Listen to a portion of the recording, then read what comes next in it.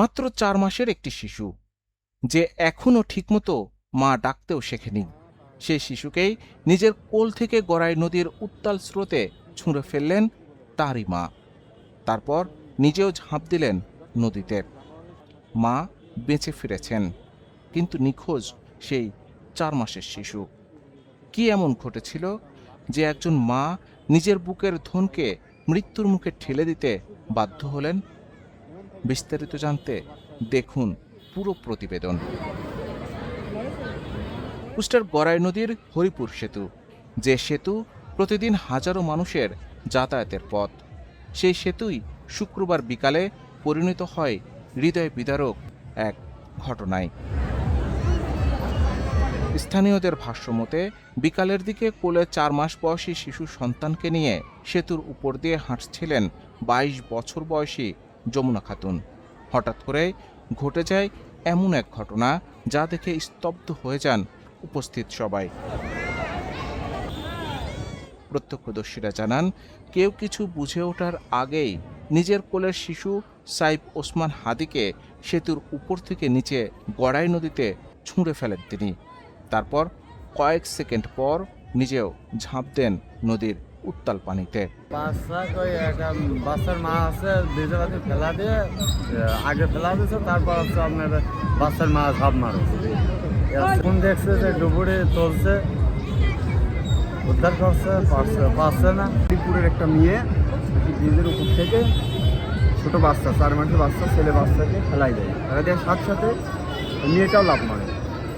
ওখানে ঘটনাস্থলে নৌকালারা ছিল, মাঝিরা ছিল, দেখে বাচ্চার মাকে উদ্ধার করার পরে ছেলে বাচ্চাকে আর খুঁজে পাওয়া যায়নি। নদীতে থাকা কয়েকজন নৌকার মাঝি ঘটনাটি দেখতে পেয়ে দ্রুত এগিয়ে যান।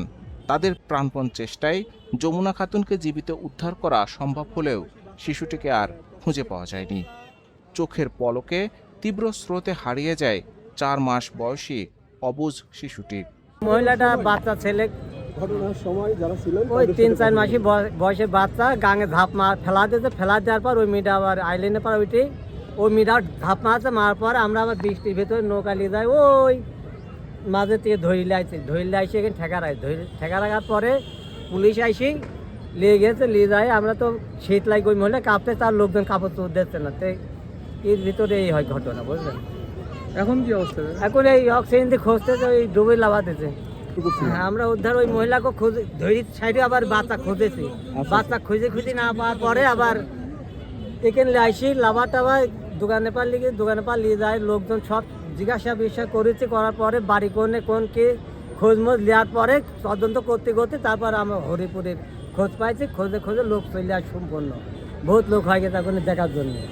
ঘটনার খবর পেয়ে দ্রুত ঘটনাস্থলে পৌঁছে যায় কুষ্টিয়া ফায়ার সার্ভিস। শুরু হয় উদ্ধার অভিযান। নদীর গভীরতা এবং তীব্র স্রোতের কারণে উদ্ধার কাজে বেগ পেতে হয় উদ্ধারকর্মীদের। পরে খুলনা থেকে বিশেষ ডুবুরি দলও ঘটনাস্থলে আসে। তারপর থেকে এখানে শনিবার সকাল পর্যন্ত টানা অভিযান চালিয়েও শিশুটির কোনো সন্ধান পাওয়া যায়নি। ফায়ার সার্ভিস জানিয়েছে, উদ্ধার অভিযান এখনো অব্যাহত রয়েছে। কিন্তু প্রশ্ন হলো, কেন এমন ভয়ঙ্কর সিদ্ধান্ত নিলেন এক মা? শিশুটির বাবা আব্দুল আলিম জানিয়েছেন, বেশ কিছুদিন ধরে সন্তানকে নিয়ে স্ত্রীর সঙ্গে তার পারিবারিক বিরোধ চলছিল। অসুস্থ শিশুকে কোথায় রেখে চিকিৎসা করাবেন তা নিয়েই মূলত তৈরি হয়েছিল মতবিরোধ। আব্দুল আলিমের দাবি, তিনি সন্তানকে নিজের বাড়িতে এনে চিকিৎসা করাতে চাইলেও যমুনা খাতুন ও তার মা চেয়েছিলেন শিশুকে কুমারখালীর নানা বাড়িতে রেখে চিকিৎসা করাতে। এই বিরোধ ধীরে ধীরে রূপ নেয় পারিবারিক কলহে, আর সেই মানসিক চাপ থেকেই এমন ভয়াবহ ঘটনা ঘটতে পারে বলে ধারণা করা হচ্ছে। ঘটনার পর যমুনা খাতুনকে আটক করে হেফাজতে নেয় পুলিশ। কুষ্টিয়া মডেল থানার ভারপ্রাপ্ত কর্মকর্তা জানিয়েছেন, বর্তমানে ওই নারী মানসিকভাবে ভেঙে পড়েছেন। তিনি শুধু কান্নাকাটি করছেন। তার কাছ থেকে এখনও বিস্তারিত বক্তব্য নেওয়া সম্ভব হয়নি।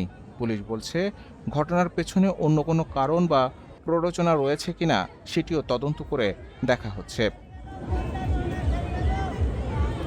একটি পারিবারিক কলহ, একটি মুহূর্তের সিদ্ধান্ত, আর তার মূল্য দিতে হচ্ছে 4 মাস বয়সী এক নিষ্পাপ শিশুকে, যে বয়সে একটি শিশু মায়ের কোলে নিরাপত্তা খোঁজে, সেই বয়সেই সে হারিয়ে গেছে গড়াই নদীর অন্ধকার স্রোতে।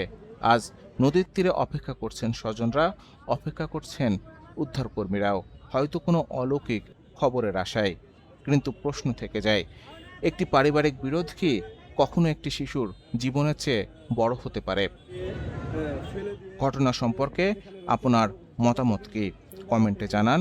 ভিডিওটি গুরুত্বপূর্ণ মনে হলে শেয়ার করুন। করে তারপর থেকে এখানে কি ব্যাপার রিকা